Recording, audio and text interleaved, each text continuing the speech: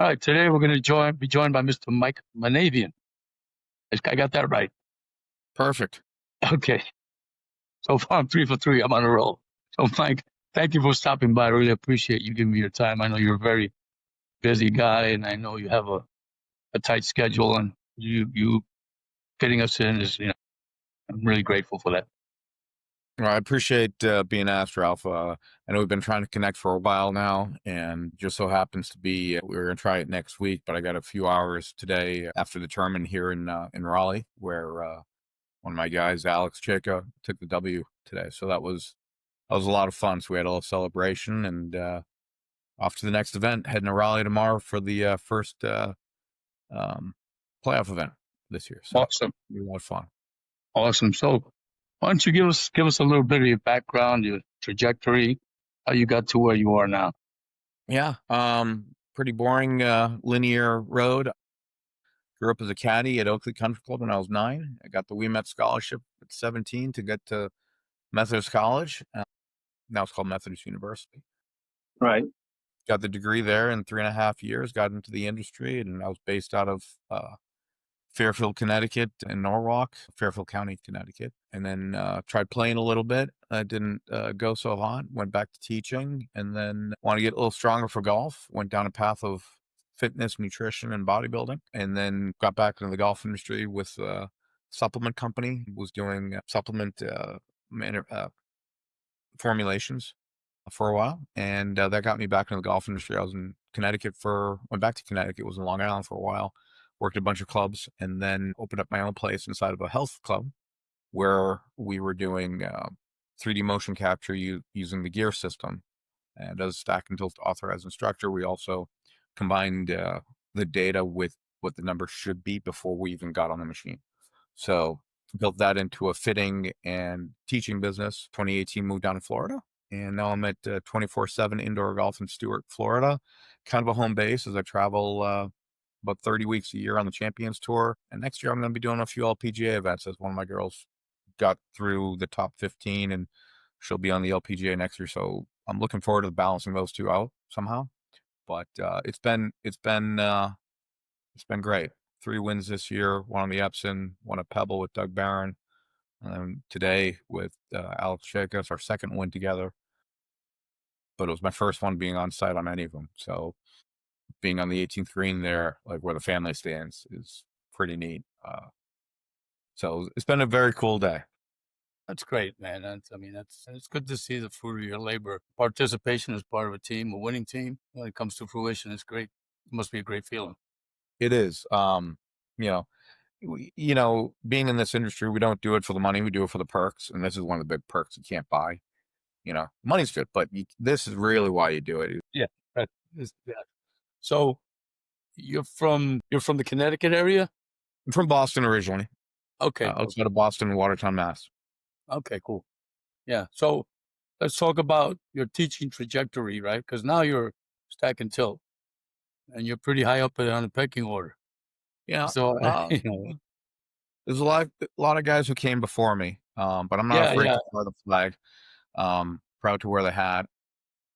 It'll start a conversation. Just wear this red dot, and people will come start a conversation. Where what's that? Or you don't teach that, do you? I'm like, you know of it. So what do you know? Let's have a conversation. When I graduated college, I got thrown into 2,800 lessons my first year, 2,800 half-hour lessons. I learned how to teach real quick. I think my third week was 176 lessons up in Norwalk. So you learn how to teach fast, and being in the New York metro area, the New York Minute is a thing that people in the South don't really get. So I'm here. How are you? Let's go. Welcome. What do you want? Now get out of here. Here it is. Get out here. Right. They're turning yeah. people over. So you had to really learn your stuff quickly. And back in the day, I knew the 4 pressure points of the golf machine. I knew the 4 power accumulators of the golf machine. And that was enough to make me dangerous enough to charge $100 for a lesson. And I knew how to teach those 4 things. So I knew what alignments would need to look like. I knew what a flat left wrist was. I knew how to get rid of the fourth and the first accumulator. I knew how to teach a body pivot. So I had enough pieces to be able to, get golfers functional and playing golf. And then kind of got out of the golf industry for a while, but when I got back in, I'd always studied up on golf machine, and then when I was trying to get back into the industry, I met up with Lynn Blake, and Lynn's a great mentor and a great friend of mine. Love that man to death. He's just awesome. And I think there's a code amongst men and women who have shook Homer Kelly's hand. I hold them in great esteem. I met Greg Manhattan a couple weeks ago out in the West Coast, and said the same thing to him. If you've met Homer, it's kind of like meeting somebody who shook the hand of Sinatra. Yeah. I mean, when I met Lynn, he had mentioned stack and tilt to me. I didn't really know the correlation to it because I was out of the industry for 9 years, even though I was still trying to play a little bit on the side. And then I saw Sarah Dixon from, well, she's down in Naples now, but she's a Methodist University grad, and she had posted this picture of a flat left wrist. I said, I teach that. Where did you get that from? He said, stack and tilt. So that went off. Then another good college friend of mine, Gerard Shear, who teaches in Aspetuck Valley in Connecticut, in Easton, shot a 65 with no overdraws. And I said, well, what's an overdraw? I've never heard that term before. And how are you shooting 65? Stack and tilt. I said, okay. We played our first section event that year. I think it was 2011. The course across from Wingfoot Quickeridge. And it was a rainy day, horrible conditions. And Gerard shoots like a 73, comes in second to Danny Balin, who shot 72 and won. I said, I don't know what you're doing tomorrow, but I'm driving up first thing in the morning. I'm taking a lesson from you because you know something that I don't know and I need to find out. So he showed me some basic geometry, and all of a sudden, all the golf machine stuff started lining up. That was really cool. And then I made a point to get to the next seminar, whenever that was going to be for Stack and Tilt to get authorized. And that was at the PGA show in January 2012. So went up, met Mike and Andy, and I said, I want to be one of your best instructors. I don't know what it takes, but I'm here for it. Because everything I've seen so far makes sense. I want to test this and run it to really sharp edges and see what's what. Andy kind of looked at me like, who the hell are you? So that next year, 2012, the whole year, if he had a training or he had a seminar, or if he had a clinic, I made a point to get to it. I didn't care what it cost, where it was. So I think I went to 15 that year. And then I started hosting events at my facilities, training other trainers. There's the thing in medicine called see one, do one, teach one. So I had seen a lot of this. So I started teaching it. And then all of a sudden I started showing others on how to teach it. And the mentorship program is really cool because in golf, we give back more than we take. It's one of those things in golf, and at this stage of my life, I feel like I've taken a lot and I owe it to a lot of people to give back. So everybody's been really kind for me, and I don't want to say I'm old yet, but I'm not young. I'll put it that way. So I've gotten a lot. I just told the guy I'd be 60, be almost 60 for the rest of my life. It's just a number, you know what I mean? So I'm not 20, I'll say that. Yeah, so you mentioned Sarah Dixon. I haven't heard or seen her since when I first started the blog. She's a very pleasant young lady. I hope she's doing one of my favorite people. She's just awesome. It's a great day to have a great day. I mean, how can you be upset? Very, very, smiles and bubbles. He's cool. Exactly. Yeah. So, and I want to get into the nitty gritty. I've been friends with the Stack and Tilt cat for many years, and Nick Clearwater is a really good friend of mine. And man. Rob Cheney, I'm actually working with Rob on something right now. So so this is based on a model. Yep. Correct? Okay. Yep. Where did the model originate? So the model is pretty much the same model that was in the Search for the Perfect Swing and in the Golfing Machine. And I know that there's also Morad thrown in there, which is a byproduct of the Golfing Machine. And Mac's philosophy was to take what was in the Golfing Machine and organize it and refine it even further and build upon it. So no different than the Copernican theory that almost got Copernicus shot, which was Flint is not the center or not shot, but killed. Wasn't the center of the universe, but the Earth wasn't the center of the universe, but the sun was, the heliocentric model. It wasn't perfect, but Galileo, Kepler built upon it by saying there were ellipses, not circles. All right. And then here comes Galileo that says, well, we got a great telescope, and then someone else figured out, oh, there's going to be another planet over here, and all of a sudden Neptune was found. So was Copernicus wrong? or just did it need more refinement? So I would say that if you look at the golf machine, look at the search for the perfect swing, the double pendulum model is pretty much the only model that's available for golf. And it's 70 years old. So what's the double pendulum model? It's actually right there behind me. So you've got a double pendulum. First, all radiuses emanate from the center. As an engineer, you can appreciate that, the geometry. So if we're putting pen to paper, the left shoulder would be the center of the swing. That would be the center. Radius emanates from the center. So the left arm would create a single pendulum. We got the club on the end of a grip. That's going to be the second pendulum. So you got double pendulum, and then we're going to attach that double pendulum to a third segment via the clavicle, basically. So you've got a double pendulum with a third segment.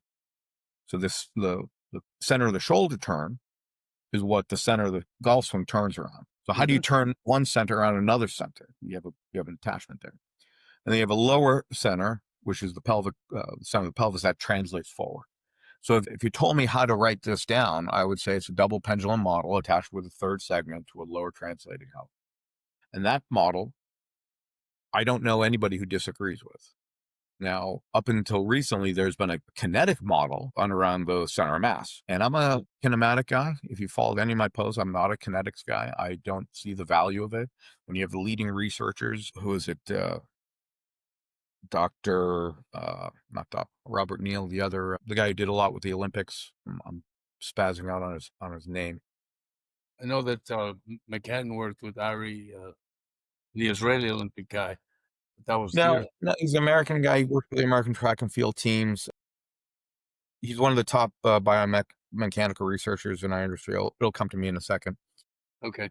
He said the the kinetic model of using ground forces and center of mass is not useful. Kinematics are senior to that, because knowing time and place of locations is far more important than the effect of those through the ground, especially because, why are we taking the entire unit and lump summing the center of mass of a living organism? Like every segment, my forearm has a center of mass, my bicep has a center of mass, my torso has a center of mass. Like you have all these center of masses, and then you're going to lump sum them up in like a canoe versus a battleship. Right. So I think it's a lazy way to measure, and I don't think it's a very accurate way to measure, because it's the reaction of the force. But then you get the people who I'll make both sides of the argument. Well, force precedes motion. Okay. And then they're arguing that it's the ground reaction force that's preceding the motion. No. Where's the motion come from? I can put a golf club on the ground here during our whole seminar, and it will never move unless we move it, right? It's just going to sit there. The ground's doing nothing. So just to balance an equation off, which, agreed, the equation is important to balance off. However, I'm using the ground as leverage, as we all are.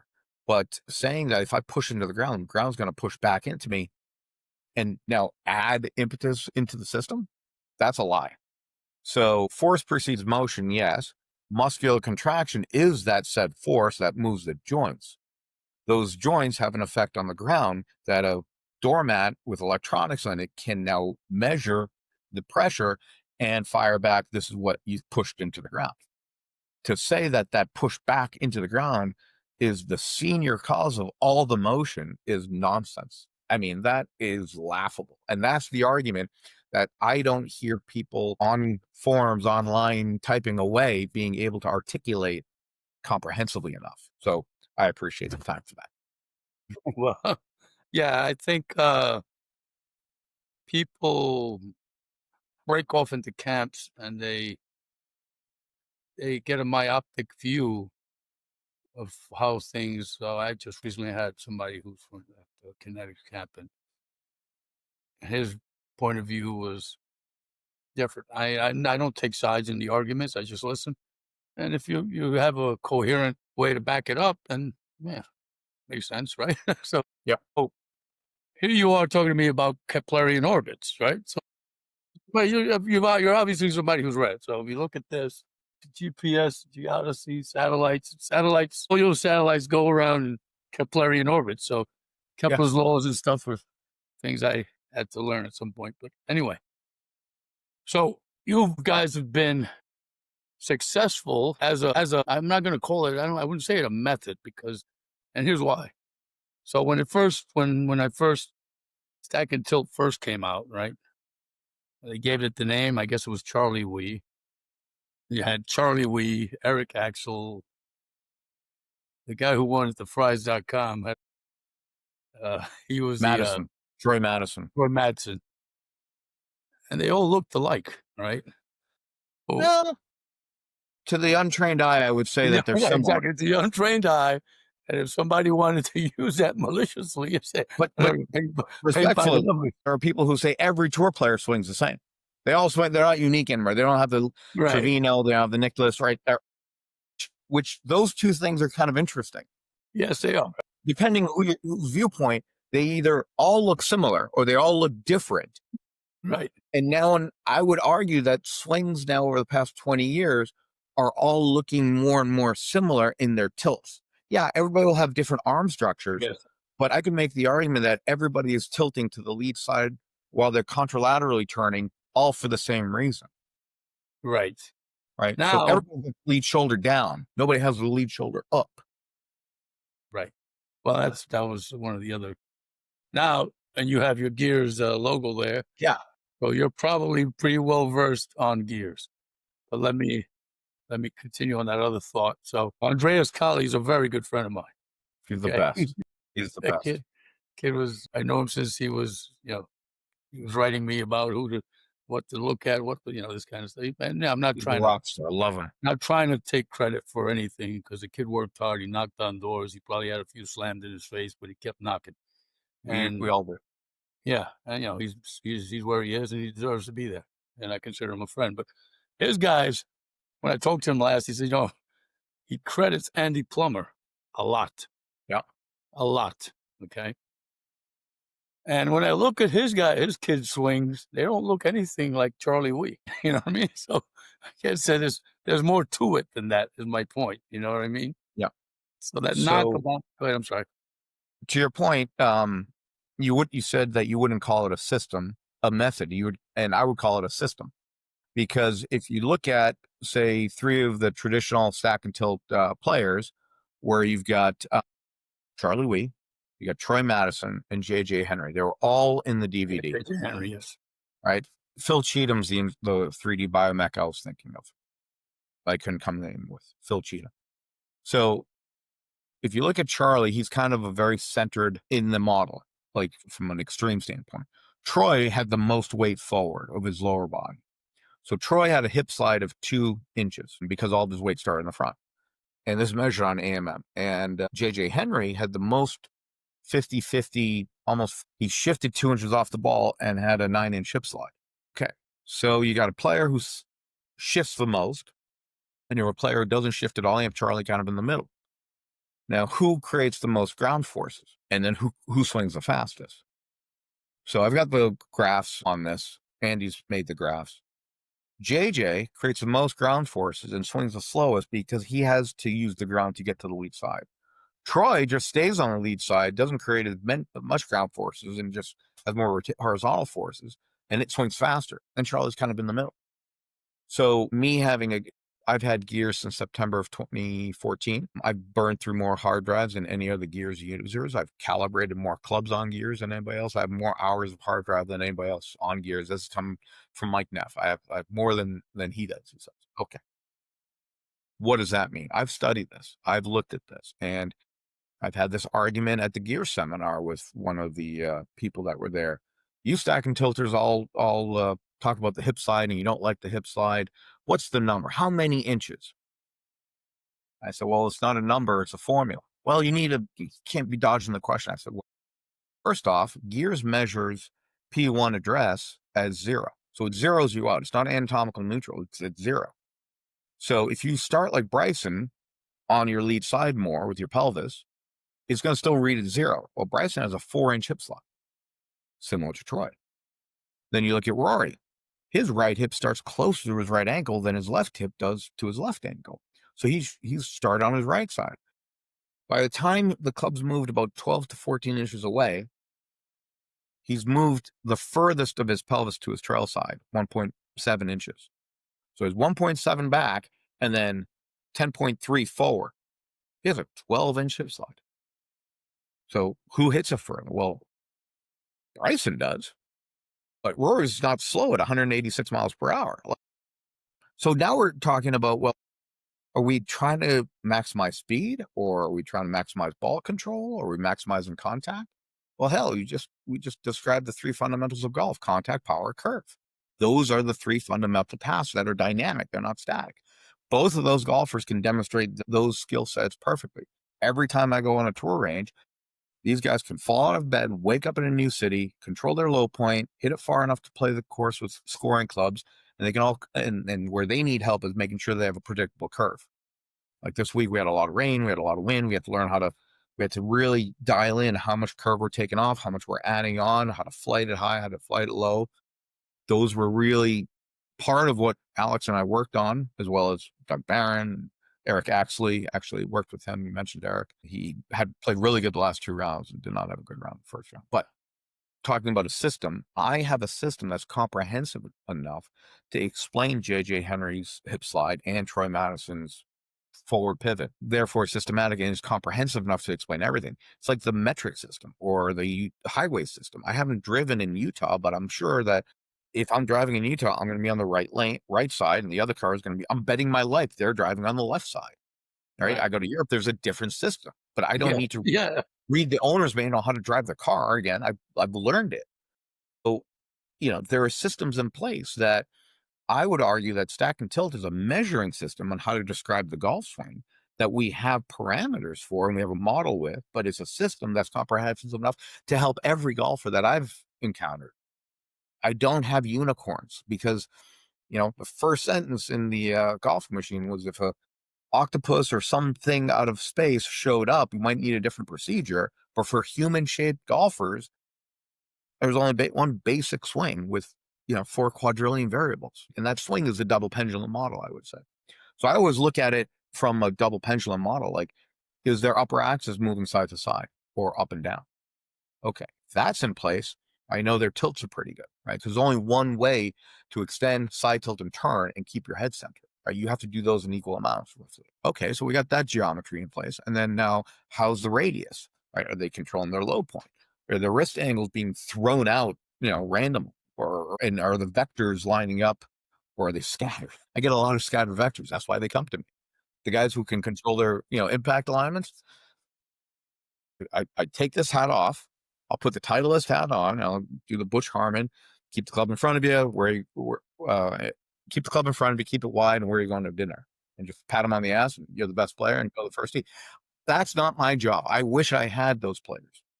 I actually don't. But there are those coaches as well. Not picking on Butch. He's a legend, but it's a funny joke sometimes. So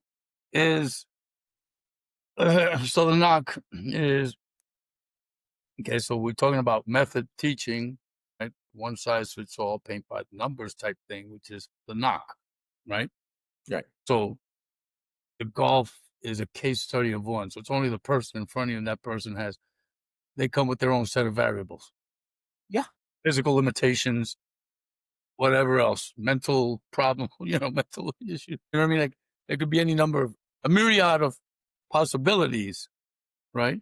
And so how would you address that? Well, let's just describe one swing first, right? Okay. And I would argue that this double pendulum model with a third segment, double, lower translating hub, can describe a shot.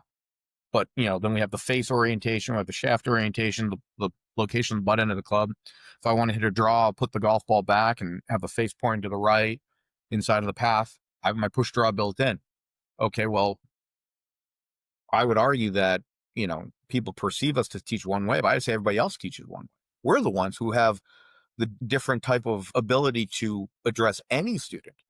Not to pick on Mike Bender, but Mike Bender's students all swing to the right, excessively outward. They all roll their hands, and they all have the path way out to the right, and they all hook every ball. Great for slicers, but what do you do to manage the overdraw? And that's where people leave him. I would say that these Instagram tour guys who are doing the butt twist are all teaching the same thing. They're all keeping their hips back, trying to get the force to go as far away from them. I'm arguing that we're the ones who are teaching differently. Every student that comes up to us is a unique butterfly. Sure, I teach the student in front of me. Well, who else are you going to teach? That's the person in front of you, right? But then you look at these guys who are, working on the center of mass, and they're all trying to do the same thing, create the most ground forces, get the club, flung away from the center of mass as far as possible to create the biggest moment arm. Okay. My players have to find the ball, right? I have a long drive player, and then he makes money by hitting the grid. He still needs to give up at some point distance for accuracy. Every player who's ever played makes a concession of distance for accuracy. Otherwise, we'd hit a driver on every shot. You have a 2-foot putt and you're going to wind up with a driver? No. So some shots require an element of power. Some shots require a magnitude of power. And then you got everything in between. And I have to teach all of that. I teach golf. I don't just teach a swing in a lab and just wherever the ball goes, it goes, with a foam ball into a net. No, my players need to find the ball on a fairway. Okay. So we've determined it's a systematic teaching. Now, how long, you said you got certified in 2014, more or less? Does that sound right? Or 2012. Yeah. 2012. Okay. So we're 13 years now. Okay. So we took a population sample and we're going to use, players come to you with different reasons. One guy. Mhm. What percentage of students are you improving? So my students don't, well, my first assessment, or as a diagnostician, what's the first assessment I do? Student comes up to me, nice to meet you, Mike Manavian. What would you like to get out of today's session? First question I ask every student. That tells me a lot of their knowledge base, how they answer it. Oh, I just want to be more consistent. I don't know. What do you think? I don't know. I just signed up for a lesson. Or I get an instructor, a fellow instructor who came to me 2 weeks ago, flew in, and he said, my first accumulator keeps jamming as I'm side tilting too much from 4 to 5. I need to get the accumulators to release more up front. Great. I speak that, right? He's a real student of the game, fellow instructor. So any one of those answers, whether it's they don't know how to answer because they're children, they're toddlers who, are you hungry? They cry. Or it's very simple. Kids who don't know how to verbalize what's wrong, and you're trying to guess as a parent what's wrong. So I teach students the same way. What would you like to get out of the lesson? And everything they say or don't say is my answer. I kind of have an idea now. Then the assessment continues. Why don't we hit a few shots with your 7-iron or whatever? And I'll narrate each shot. That was a top, that was a fat, that was thin, that was to the right. Yeah, I just want to be more consistent. Well, it sounds like you're consistently missing the low point, right? There's a big button there. Or, you get a tour player who's hitting the ball nice, hitting the ball nice, hitting the ball nice, hitting the ball nice, high enough, far enough, and all of a sudden one snap hooks. There's a shot. I need to get rid of that over 72 holes. Okay. 2 different problems, but the assessment's the same.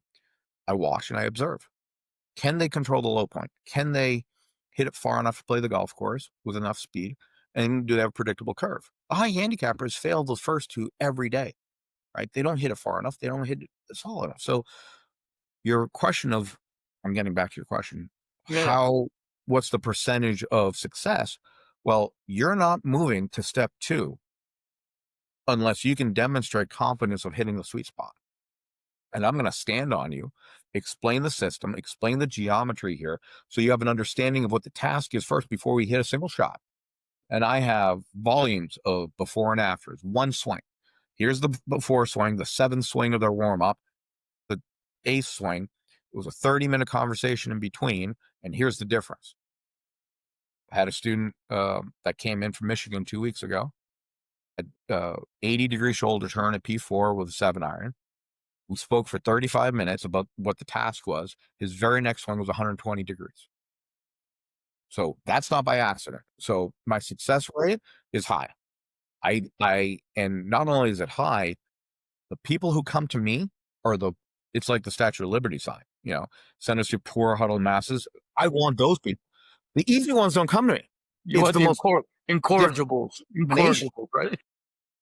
That's what I'm good at, because that's how many people are going to sign up with a gears lesson with Stack and Tilt Guy. And I laugh because Dickie Pride, God bless him, I love him to death. He's one of my guys. He's from Alabama. He wants to keep it Alabama simple. He's like, I'm just a country bumpkin type thing, right? And he says, I've arguably got the most complicated instructor in the world telling me how to play golf here, and you're keeping it simple. I'm like, yeah, that's what you asked for, right? He's like, you stacking tilters, I'll hit a draw. I don't want to hit a Charlie Wee draw. I can teach you whatever. You have pull cut, I'll teach you a pull cut. You can? Yeah.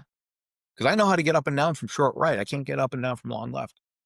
Dickie, you made a career getting up and down from front right. Let's do it. I'm in for it. What are the parameters you need to, because it's systematic. And your good friend Andreas has a nice company called, Systematic Golf. Right. So I know my entrance and exit on the downswing. If Dickie Pride wants to hit a cut, the entrance better be higher than the exit in the follow through the shoulder. The shaft plane better be coming lower, right? If he starts getting that shaft tipping under and starts doing the Olay and swinging way out to the right, this thing's going to start hooking left. I've got a problem. He's got a problem, which is my problem. But yeah, I take pride in, like Dave Portnoy's pizza reviews, one bite, everybody knows the rules, one swing, everybody knows the rules. If I can't change in one swing, I stink. If I haven't explained the concept before you hit that next shot, I stink as an instructor. And then the rest of the time is now, okay, let's refine it. So there's a learning curve. I'm sure it's in one of your books back there, but learning how to learn something, you're dull at start, you get smarter and smarter and smarter and smarter. And then all of a sudden you start filtering out and making it easier. And okay, so just give it to you in the last sentence. Okay, so the complexities of engineering, I'm sure you could tell me in 2 words is, don't break stuff. Right. Make it last. Don't F it up will be good. What's that? Measure twice, cut once. Perfect. But then how complicated would that have to be? You could give me case studies on why you've cut wrong, why the Hubble telescope was a beautiful curved piece of glass made in Danbury, Connecticut to the wrong specs. So now, that being said, and you are one of the premier gears guys, right? I was the 3rd guy to get gears. I'll put it that way. You can rank me however you want, but I was the 3rd guy on the East Coast to get gears. So I take pride in my gear stuff. Yeah. Okay. So we have other camps, other people that are, because the data is subject to interpretation. Would that be fair to say? Which data? The gears data? Gears data. Straightforward. And why the discrepancies or the disagreements in what's going on? Give me an example, if you would. Okay, you just finished saying earlier, and Clearwater also said that to me. They were talking about Rory's shift to the right? Yeah. How Rory starts is 0, right? Yeah. Point of beginning. Yeah. Is already right. I mean, or yes. to the right. Okay. Yeah. So somebody else can look at that and say, not notice, or I don't know, 0 him out in the middle, right, baby? And assume that he's going more right than he really is, or you know what I mean? No, I think we all agree that Rory moves to the right and then goes to the left more than Bryson would. Yeah. And nobody disagrees with that. Okay, and the left shoulder going down or across? So the lead shoulder we start in forward bend. Okay. About 40 degrees of forward bend. We start with about 5 degrees of side bend to the right. So the only way anatomically to keep this upper center stable is to extend out of your forward bend the same amount that you side bend. Just the geometry of the human anatomy says that, not me. Okay. So the lead shoulder is going to go tilt to the lead side. Right. That increases the pressure. This is the initial. So you're setting up with the lead shoulder lower? So if I set up here, I've set up in some side tilt 5 degrees, and I've also set up in about 40 degrees of forward bend. That's measured. So at the top of my backswing, my lead shoulder is no longer higher than my trail shoulder. My lead shoulder is lower than my trail shoulder. Right. So that's anatomical side bend of about 5 degrees that we started to about 35 degrees to the lead side. That's a 40-degree travel. While I've done that travel, I've extended out of my forward bend about 40 degrees.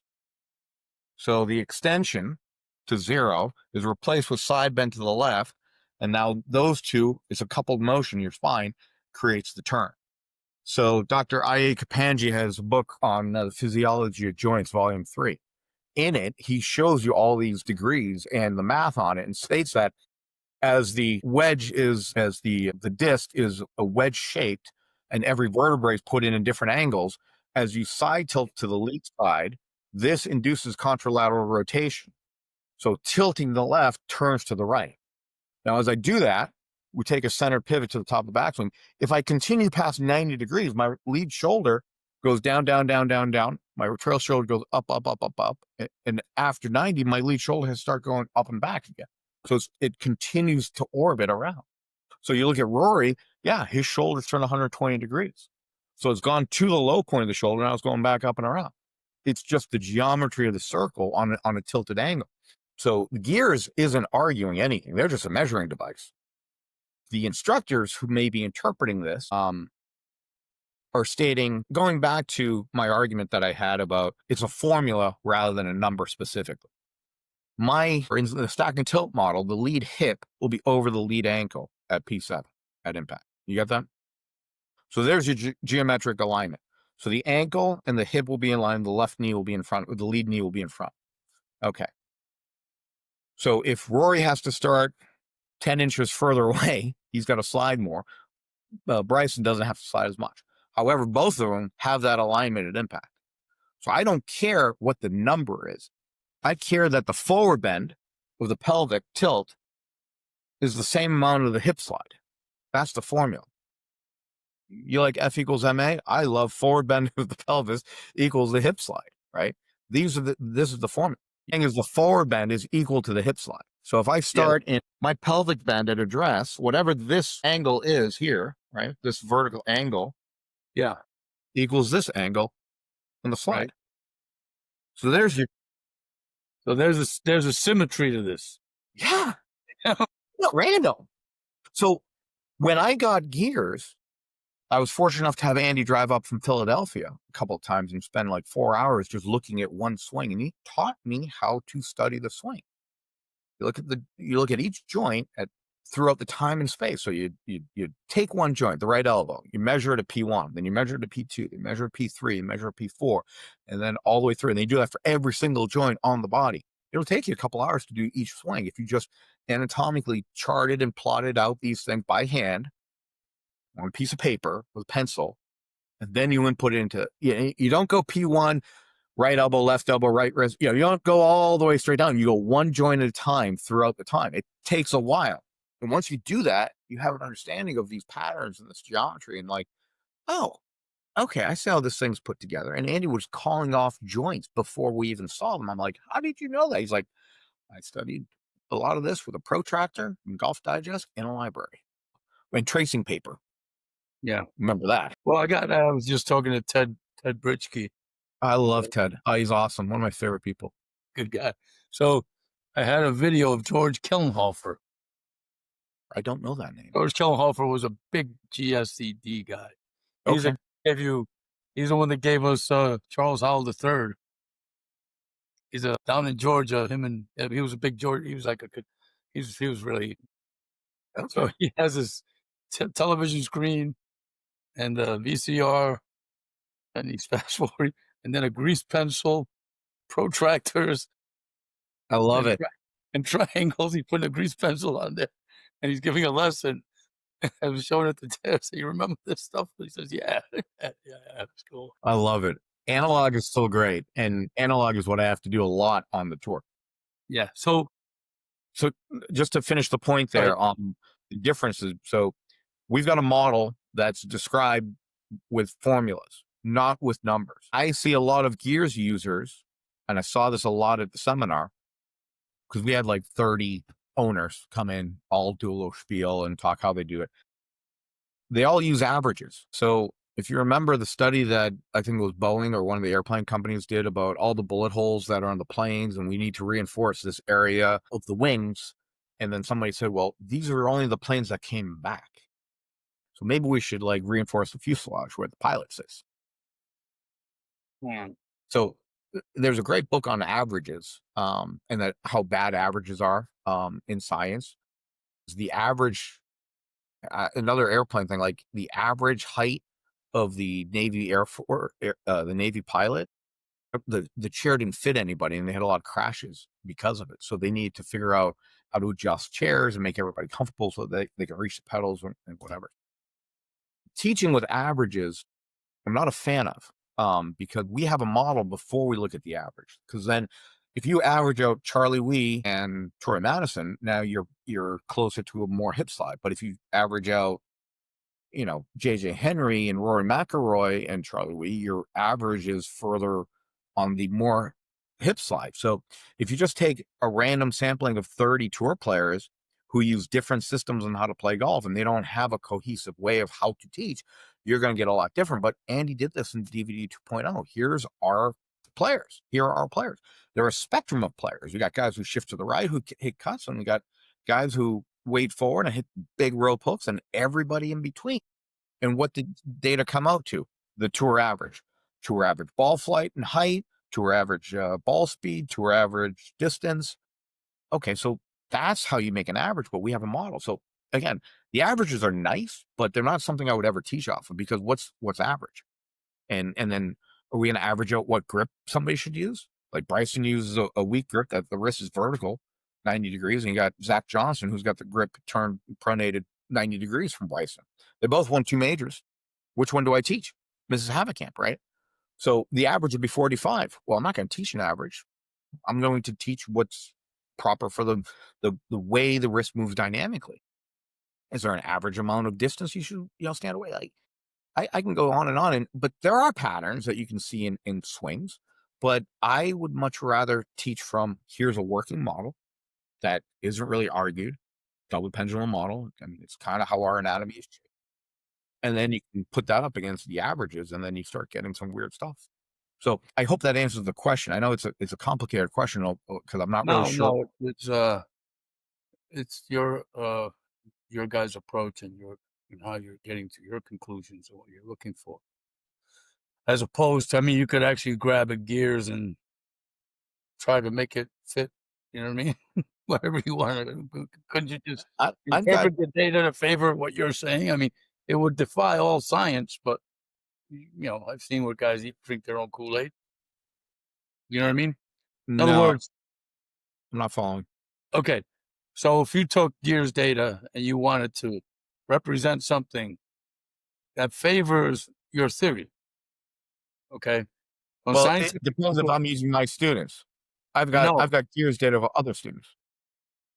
I'm just saying in general, gears users. Yeah. Okay. In your case, you guys are following Andy's formulas. And it seems to, now, before I go further, do you guys have a database? I'm assuming you have a large database of tour swings, right? Yeah. And they're all kind of conforming to the formula? Well, to some degree or another. Not everybody's the model. We're trying to get people towards the model. Right. We don't have a full Model T. We're not driving the same car. There are sports cars, there are Ferraris, there are utility vehicles, there are SUVs. There's not one model, but every one of them has 4 wheels. Most of them have 4 wheels, a drive shaft, transmission, an engine. Some are electric. My golf swings in my database are a myriad of things. But it gets down to, what's the first task? What's the fundamental task that unifies them all? Low point control. Right. So if you're going to shift your weight off the ball 1.5 inches like Rory does, or because the average tour player shifts off 0.7 inches, okay, that's not the fancy part. Is now you got to teach Mrs. Haverkamp how to shift on the ball like Rory 10.5 inches. Otherwise, she'll never get to the low point. Taking the extremes, the NASCAR players that are doing things at a higher rate of skill set, a lot of athleticism, really practice hard. Are you going to use that model of averages to teach your student in front of you who can't make contact? If I have a student who's shifting 2 inches off, but shifting 10 inches on, they can make low point control and they hit it far enough, yeah, we'll just work on the curve. I have tour players who do that. I don't tell them that they can't shift off the ball. My system is flexible enough that it's all based off what the ball does. If they're topping the ball and they're shifting off the ball 3 inches, you know what? Let's start them on their lead side. Because why don't people shift off the ball when they're putting? Why don't they do it when they're chipping? In fact, putting and chipping are taught with the weight forward, the handle forward, hit down on the ball to get some descent on the chip, get to the pitching part. You have a little bit more wrist cock, you descend a little bit more, and then all of a sudden we get to the full swing. Now, under the guise of more power, we have to shift off the ball. That's nonsense. Yeah, I see that they talk about the ROP that seems to talk about this wrench, the wrench. It's a hell of a model. Okay. So yeah, because that would be another say, well, you're not going to generate any power without shifting off the ball. So I would argue that you're going to create more power, more stably. So More stability, yeah. yeah, I've had this argument with a couple of biomechs down at the PGA show, regardless of it being at 2 a.m. So if you have a wheel or a two-handed wrench, 5 pounds of pressure this direction, 5 pounds pressure in the opposite direction, you have 10 pounds of pressure around the nut, right? The wheel that's turning. Mhm. So 10 pounds.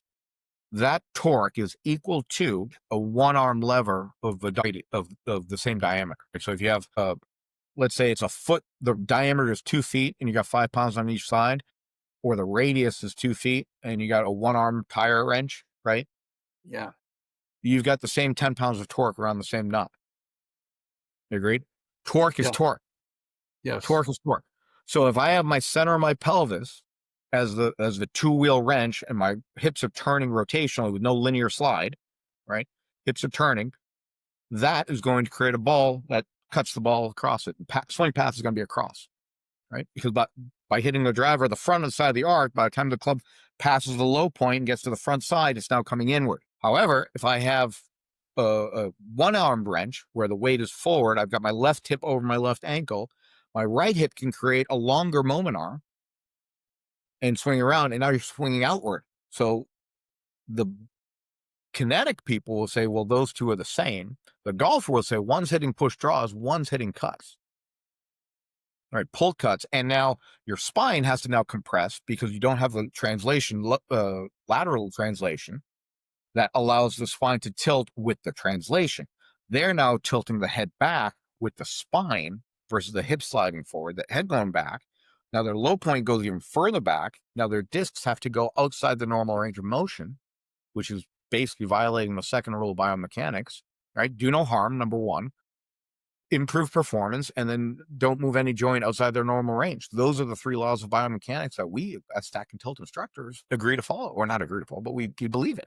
So the translation of the lower hub versus the rotation of the lower hub with no translation is a massive issue when it comes to disc and vertebral column and safety on the joints. I mean, this year's U.S. amateur champion, I don't know his name, his right ear gets close to his tailbone. Anytime your ear is close to your tailbone, something's going wrong in your spine. Like your normal range of motion is about 45 degrees of lateral flexion for the entire spinal column. Now you're increasing this at stress, at speed. You don't build buildings like that, do you, Ralph? No. Right near the end of the red line. Sometimes you might have to, I get it, but you're trying to avoid that. The equalization of the stress is a theory, right? If I was going to walk from here to the door, I'm going to use both feet. I'm going to swing my arm. I'm going to use my entire body. I'm not going to hop on one leg and wear out my lead leg, right? I'm going to distribute the forces to as many joints as I can to make the most safety. Right. You think those guys are doing that? You think the guys who are creating all this side bend are doing that? No. The joints are going outside the normal range. And you get your Will Zalatoris, and I love Will. But listen, I want to see him play golf. I don't want to see him injured. And, there's a big roadmap of players who have fallen off the tour because of chasing speed and injury related to it, because how you create speed matters. Generation of power is different than the transfer of energy. I mean, those are formulas that they're in the books behind you. I can jump off the ground as hard as I want. Doesn't guarantee that I'm going to transfer energy. Charles Barkley can dunk a basketball. Can't hit a golf ball to save his life. And the harder I turn or jump, the more my lead arm gets pinned behind me, and I can't get the shaft out. I can't get the fourth accumulator. You get stuck. The more I keep my trail foot back like a bowler and move my arms around me like Tom Lehman or Kenny Perry and swing the arms past me, now I'm getting the whip crack. I mean, they seem to not have to be argumentative philosophical viewpoints. I mean, they're based in science. I can make a case for it. The rotation crowd of the Instagram tour for the past 10 years or so, maybe 5, right? Just rotate as much as you can. Keep that lead on pinned. At what point will you going to get the shaft out? The vectors start going everywhere. The arm gets stuck behind you. The path goes way up to the right. Now you got to jump spin to the left. Right? You see this trend now, jump spinning, like steward sink or pod rib to get the horizontal swing plane from 20 degrees to the right to 20 degrees left. So you can kind of play with it with zero, but now you're jumping around a lead knee that was designed as a hinge joint, not a rotational joint. There's another issue. So that's why Stack and Tilt has our feet turned out 40 degrees or so, because your internal rotation or your lead foot is about 40, external is about 45, give or take. People have, idiosyncrasies, fine. But if I start with my foot turned 40 degrees out, now I can internally rotate as I rotate my pelvic on femoral rotation versus femoral on pelvic rotation, turning the pelvis on the lead hip. Well, I've got room to do it. If my feet are turned in or straight, I've got to jump out. Otherwise, I'm going to break my something down that chain. Right? You're at end range. You got nowhere else to go. Bryson talks a lot about end range with the humerus or the glenohumeral joint turned in and the two forearm bones supinated, and having that counter force. Love it, but that's a different joint. So every joint kind of has their minimums and maximums and where they're good to play with, and then good luck with that stuff.